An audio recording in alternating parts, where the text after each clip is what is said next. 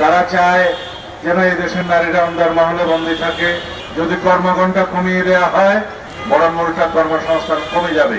দেশে একটি দল যারা ধর্মের নামে ব্যবসা করে, রাজনীতির ব্যবসা করে এবং বিভিন্ন রকমের জান্নাতের টিকিট বিক্রি করে রাজনীতি করতে চায়, ভোটের বৈতরণী পার হতে চায়, তাদের হাতে আজকে নারীরা নির্যাতিত হচ্ছে। তারা চায় যেন এই দেশের নারীরা অন্ধের মহলে বন্দী থাকে, যেন বাংলাদেশের অর্ধেক জনসমষ্টি অন্ধকারে থাকে এবং নারীর অগ্রগতি প্রগতি না হয়। সেই জন্য তারা বলছে কর্মঘণ্টা কমিয়ে দিতে হবে কর্মসংস্থানের জন্য, যাতে কোন রকমের অসুবিধা না হয়। অথচ দেখা যায় সেই কর্মঘণ্টা কমিয়ে দিলে নারীদের কর্মসংস্থান কমে যাবে। তারা তাদের কর্মস্থলে অবশ্যই সম্মানের সাথে চাকরি করবে এবং সঠিক কর্মসংস্থানের জন্য কর্মঘণ্টা অনুযায়ী তারা কাজ করবে, তাদের যোগ্যতা দক্ষতা প্রমাণ করবে।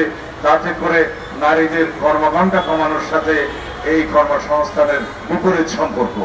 আমরা চাই নারীদের কর্মসংস্থান বৃদ্ধি হোক।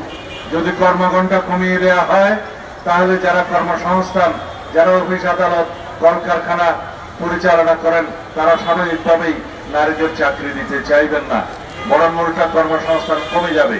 আমরা কি চাই নারীদের কর্মসংস্থান কমে যাক? তাহলে পরে যারা এই বক্তব্য দিচ্ছে তাদের উদ্দেশ্য খারাপ।